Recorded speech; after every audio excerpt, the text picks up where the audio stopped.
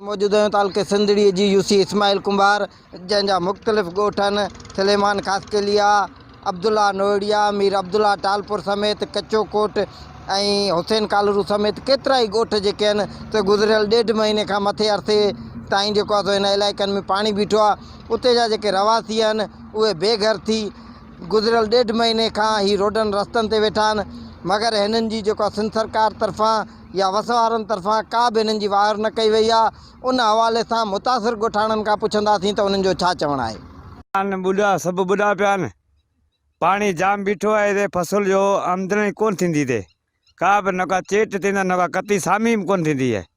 अमदाद मिली है न का शइ कोन मिली है, न को बुढ़ी फसल यकम कतियूं चेट कोन थींदा असां वटि, ॿियो कुझु कोन थींदो, फसल का शइ कोन थी आहे, बुढ़ी आहे, ॿियो न को घर में का शइ कोन निकिती है। मिलियो कोन खता मिलिया बि जो कुझु कोन मिलियो आहे असांखे, मिलिया कई न को मिलिया। हाँ राशन पाणी हिकिड़े चक्कर मुले ही ॾिनो तूं। पहिरीं असांखे बीमारी तंग कया था, हींअर बरसाति तंग कया आहे।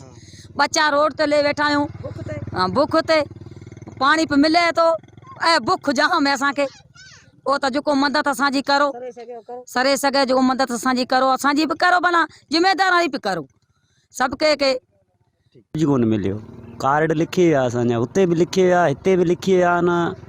ऐं सिंध हुकूमत जे तरफ़ां कल टियों ॾींहुं आया असांखे कुझु टाल पथरियूं कुझु ॾेई आहिनि, पंहिंजो छा चवनि खथा बथा खथा मच्छरदानियूं ॾेई आहिनि, बाक़ी राशन पाणी असांखे कोन मिलियो आहे। फसल बसल असांजो ख़तमु। मीर अब्दुल्ला टालपुर मुंहिंजे पसे मंज़र में नज़र अची रहियो आहे, जेको मुकमल तौर गुज़िरियल 1.5 महीने खां पाणीअ जे अंदरि आहे। अब्दुल्ला नोएडी समेत मुख़्तलिफ़ जेके ॻोठ आहिनि उहे पाणी जी लपेट में आहिनि। गवर्नमेंट जी तरफ़ां हिननि जी ॻोठनि जो पाणी जो निकाल जो को बि बंदोबस्तु न आहे कयो वियो, न ई मुतासिर ॻोठाणनि खे को रिलीफ ॾिनो आहे।